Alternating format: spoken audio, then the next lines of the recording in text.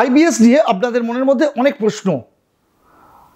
IBS থেকে কিভাবে বেরিয়ে আসা যাবে, এর বিরুদ্ধে লড়াই করতে গেলে কি করতে হবে, এটা কি সারা জীবনের মতো নির্মূল হয়ে যায়?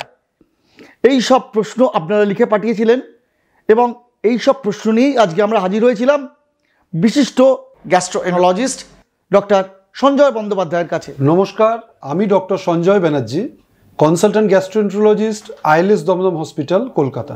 আজকের বিষয়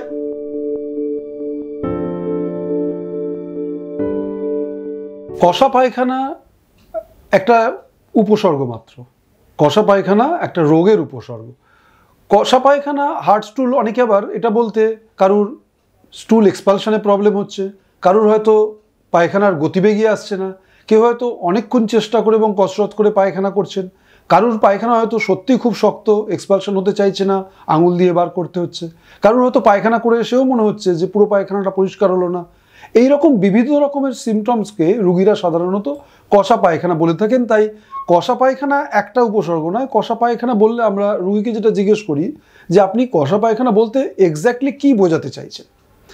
ইংরেজিতে করলে সমস্ত ব্যাপারটাই হচ্ছে কনস্টিপেশন বা ফাংশনাল কনস্টিপেশন। এই ফাংশনাল কনস্টিপেশন এক ধরনের ফাংশনাল রোগ, মানে যার কোনো কারণ নেই বা ট্রিটেবল চিকিৎসার যোগ্য কারণ, যেমন ধরুন আলসার, ক্যান্সার, কোনো স্ট্রাকচারাল অবস্ট্রাকশন, কোনো অপারেশনের জন্য জটিলতা, এসব নেই। যার রেকটাম, কোলন, অ্যানাল ক্যানাল সমস্ত খুব সুন্দর ঝকঝকে তকতকে পরিষ্কার আছে, অথচ যাদের এই স্টুল এক্সপালশনে প্রবলেম হচ্ছে, স্টুল হার্ড হচ্ছে, করেও complete sense of complete evacuation হচ্ছে না, তারাই কনস্টিপেশনের রোগী এবং এদেরকে বলা হয় ফাংশনাল কনস্টিপেশন। আইবিএস বলতে যে রোগটা বোঝায়, আইবিএস এর রোগের প্রধান কম্পোনেন্ট হচ্ছে পেটে ব্যথা। সুতরাং কষা পায়খানা আইবিএস নয়। আইবিএস এর একটা টাইপ আছে, আমরা বলি কনস্টিপেশন প্রিডমিনেন্ট আইবিএস, মানে যে আইবিএসে পেটে ব্যথা থাকবে এবং কষা পায়খানা হবে, সেই আইবিএস হচ্ছে কনস্টিপেশন প্রিডমিনেন্ট আইবিএস। বা অন্যদিক থেকে বলতে গেলে কনস্টিপেশন কিন্তু আইবিএস নয়, কনস্টিপেশন ফাংশনাল কনস্টিপেশন। কিন্তু কনস্টিপেশনের সঙ্গে যদি শুধুই কনস্টিপেশন থাকে, কোনো উপসর্গ না থাকে, ফাংশনাল কনস্টিপেশন।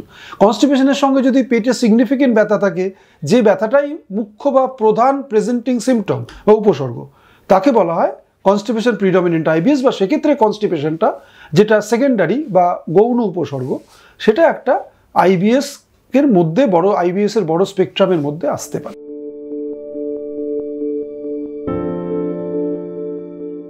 আমাদের স্বাভাবিক প্রবণতা আছে যে কোনো দীর্ঘমেয়াদী পেটের রোগকেই আইবিএস বলে চালানো। আইবিএস দীর্ঘমেয়াদী পেটের রোগ যার কোনো চিকিৎসা নেই। কিন্তু আইবিএস বা ইরিটেবল বাউল সিনড্রোম বলতে আমরা যেটা বুঝি, সেটা হচ্ছে প্রধানত ক্ষুদ্রান্তের সমস্যাকে। পেট জ্বলাটা সাধারণত ক্ষুদ্রান্তের সমস্যায় হয় না। পেট জ্বলাটা বিশেষ করে ওপরের পেটে মাঝ অংশে, যেটা বেশিরভাগ রুগীরই জ্বলে, এটা কিন্তু একটা স্টমাক বা পাকস্থলীর উপসর্গ। সেই জন্য এটা ঠিক আইবিএস নয়, তবে এটাও এক ধরনের পেটের দীর্ঘমেয়াদী উপসর্গ। আমরা এই জ্বলাটা, কারণ সবসময় তো রুগী জ্বলা বলেন না, কেউ বলেন জ্বলছে, কেউ বলছেন অস্বস্তি হচ্ছে, কেউ বলছে ভার হয়ে থাকছে, কেউ বলছে কষ্ট হচ্ছে, এই সমস্তগুলোকে আমরা ডিসপেপসিয়া বলি। সেই হিসেবে ওপরের পেটে জ্বলা এটা খানিকটা ডিসপেপসিয়ার মধ্যে পড়ে। আর এই সমস্ত ডিসপেপসিয়া বা আইবিএস এর থেকেও সবচেয়ে বেশি যে রোগটা হয় তার নাম হচ্ছে গ্যাস্ট্রোএসোফেজিয়াল রিফ্লাক্স ডিজিজ। সেই গ্যাস্ট্রোএসোফেজিয়াল রিফ্লাক্স ডিজিজ সাধারণত বুকেই জ্বলে বেশি, আমরা বলি হার্টবার্ন, পেটে খুব একটা জ্বলে না। পেটে জ্বলাটাকে আমরা ডিসপেপসিয়া বলি। এটা সাধারণত গ্যাস্ট্রিক ডিজিজ মানে পাকস্থলীর রোগ বলেই ধরে নেওয়া হয়।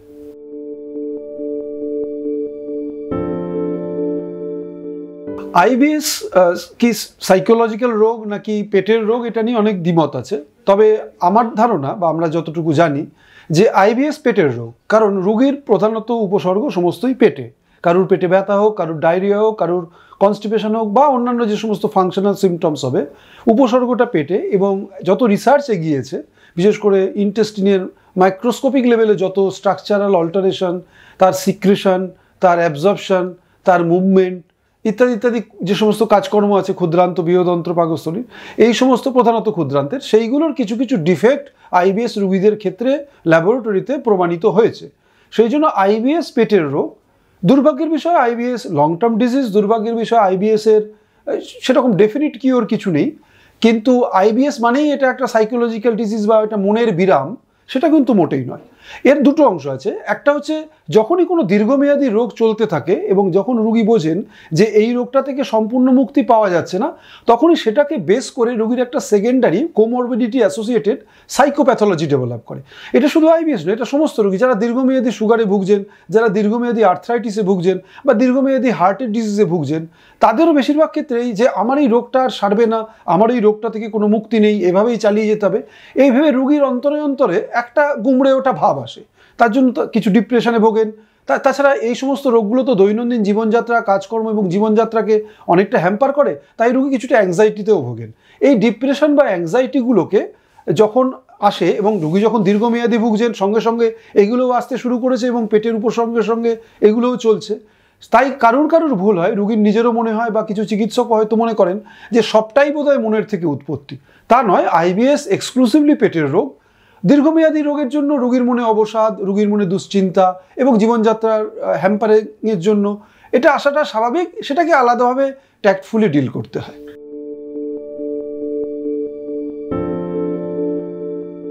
আইবিএস বা ওই ধরনের রোগের পার্মানেন্ট সলিউশন কিছু নেই।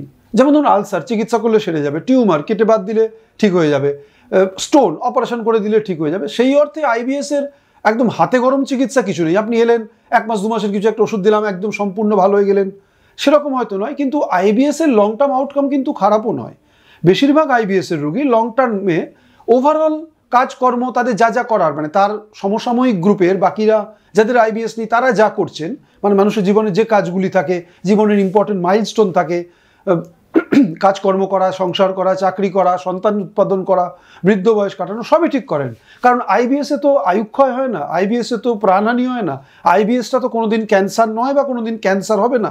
হ্যাঁ, একটা ব্যাপার যে এটা দীর্ঘমেয়াদী চলে, আর কিছু কিছু ক্ষেত্রে আইবিএসের প্যাটার্নটা চেঞ্জ হয়ে যায়। যেমন ধরুন কেউ হয়তো 2018 সালে তার আইবিএস এর সিমটম ছিল প্রধানত পাতলা পায়খানা হতো, 2024 সালে এসে হয়তো তার সিমটমটা প্রধানত পেটে ব্যথা হচ্ছে।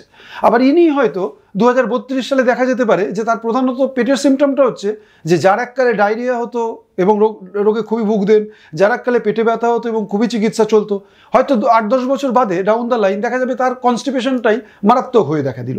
মানে আইবিএস এর সিমটমগুলো ফ্ল্যাকচুয়েট করে, ওভার দ্য টাইম চেঞ্জও হতে পারে, বিভিন্ন নতুন নতুন উপসর্গ আসতে পারে, পুরনো উপসর্গগুলো চলে যেতে পারে। সেজন্য আইবিএসটা খুব মন খারাপ করে দেওয়ার মতো কিছু নয়। দীর্ঘমেয়াদী চিকিৎসা লাগে, কিছু খাবার দাবারের অ্যাডভাইস লাগে, ডাক্তারের পরামর্শ লাগে।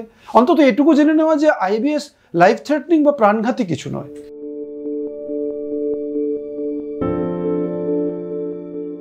হেমারয়েডস মানে পাইলস বা যাকে অর্শ বলা হয়, বওসির বলে হিন্দিতে।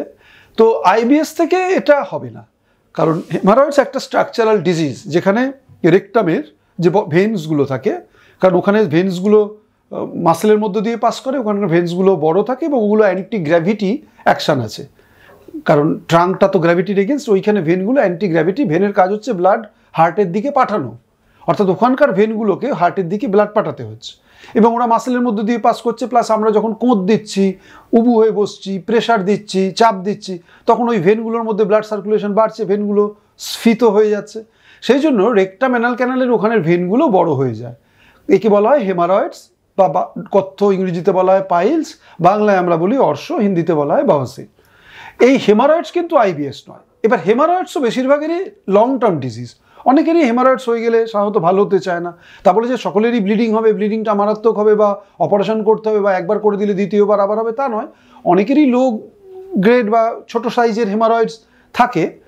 হেমারয়েডসটাও লং টার্ম প্রবলেম, কারণ হেমারয়েডস থাকাটা বোধহয় এটা সাজেস্ট করে যে তার দীর্ঘমেয়াদী একটা পেটের সমস্যা আছে, বিশেষ করে কনস্টিপেশনের প্রবলেম, বা এরা একটু বেশি কোঁত পারেন বা এদের একটু বাওয়েল ক্লিয়ারেন্সের হ্যাবিটটা ঠিক প্রপার নয়। যেমন ধরুন আপনাকে গিয়ে কমোডে বসে থাকতে হবে, তারপর নির্দিষ্ট সময় বাদে বেগটা আসবে, তখন আপনাকে চাপ দিতে হবে। এরা সাধারণত সঠিক ছোট বয়স থেকে বাওয়েল ট্রেনিংটা পাননি। ঠিক সময় যখন আর্জ আসবে তখন গিয়ে পটি করতে হবে, বেশি পটি চেপে রাখা যাবে না। সুতরাং এই সমস্ত অনিয়মগুলো যারা করেন তাদেরই হেমারয়েডস হয়, এবং হেমারয়েডস একটা দীর্ঘমেয়াদী প্রবলেম, আইবিএসও একটা দীর্ঘমেয়াদী প্রবলেম। আইবিএস ক্ষুদ্রান্তের রোগ, হেমারয়েডস হচ্ছে রেকটামের যে ভেন্সগুলো আছে সেইগুলোর রোগ। আর হেমারয়েডসের ডেফিনিট ট্রিটমেন্ট আছে, হেমারয়েডসের সার্জারি আছে, হেমারয়েড সার্জারি করলে ভালো হয়ে যায়।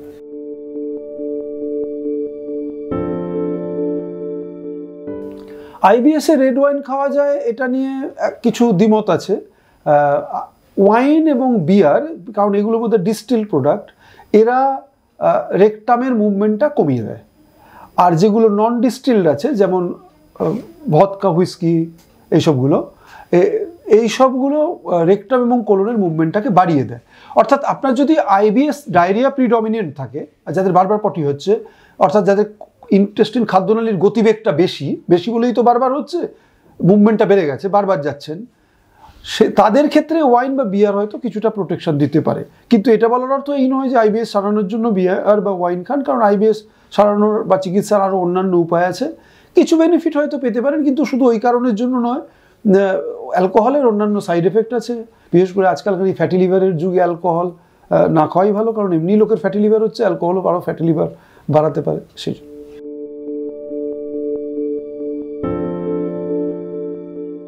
আইবিএস এর দুটো প্রিডমিনেন্ট টাইপ, একটা হচ্ছে ডায়রিয়া প্রিডমিনেন্ট আইবিএস, একটা কনস্টিপেশন প্রিডমিনেন্ট আইবিএস।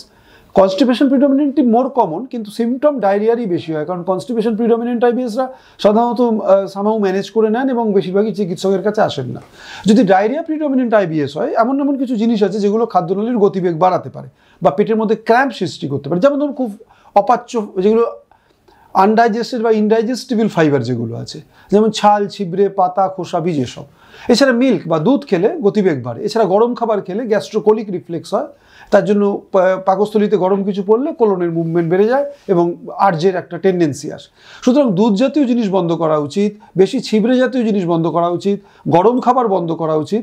এছাড়া আরও কিছু আছে, আমরা বলি ফুড ম্যাপ, মানে fructo oligo disaccharide, monosaccharide and polyol, মানে যেগুলোতে বিভিন্ন ডাইস্যাকারাইড, মোনোস্যাকারাইড এইসব যেগুলোতে আছে, যেমন লেগিউম, যেমন বাঁধাকপি, যেমন ফুলকপি, যেমন মূলো, এই সমস্ত খাবারগুলো খেলে এই ডাইস্যাকারাইডগুলো বা মোনোস্যাকারাইডগুলো ঠিক অ্যাবজর্ব হয় না।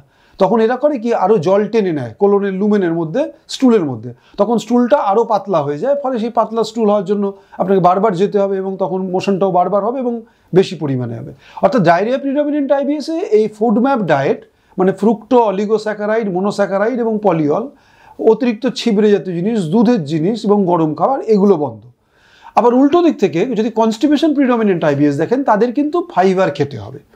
এর মধ্যে বিশেষ করে সেই ফাইবার যে ফাইবারগুলো জল ড্র করবে, যেমন যেগুলো আনডাইজেস্টেড ফাইবার, জল ড্র।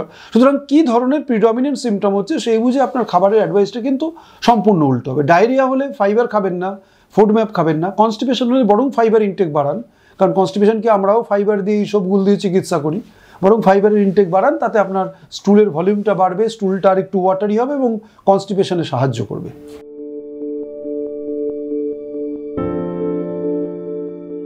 নারকেল তেলের আলাদা করে কোলনের ওপর খুব একটা কাজ নেই। নারকেল তেলে কিছু আনস্যাচুরেটেড ফ্যাটি অ্যাসিড থাকার জন্য হার্টের জন্য বা লিভারের, ফ্যাটি লিভারের কিছু কিছু ক্ষেত্রে, ট্রাইগ্লিসারাইড কমানোর ক্ষেত্রে হয়তো ভালো, কিন্তু কোলনের উপর আলাদা করে নারকেল তেলের কোনো বেনিফিট নেই।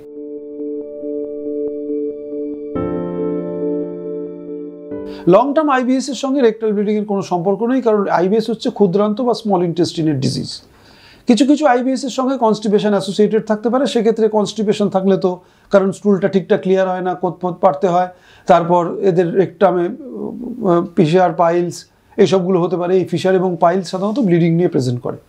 তো যদি কনস্টিপেশন প্রিডমিনেন্ট আইবিএসে রেকটাল ব্লিডিং হতে পারে। আইবিএস ক্যান্সার নয় বা আইবিএস কোনোদিনই ক্যান্সার হবে না, ফলে ক্যান্সারের থেকে ব্লিডিং হওয়ার কোনো চান্স নেই। আলাদা করে আইবিএসে কোনো ব্লিডিং হয় না। তবে আইবিএসও খুব কমন এবং পাইলস, ফিশার ইত্যাদি রোগও আমাদের পপুলেশনে খুব কমন। সেই জন্য দুটো রোগ সাইমালটেনিয়াসলি বা একসাথে থাকতেও পারে, সেক্ষেত্রে দুটো রোগের চিকিৎসা আলাদা হবে।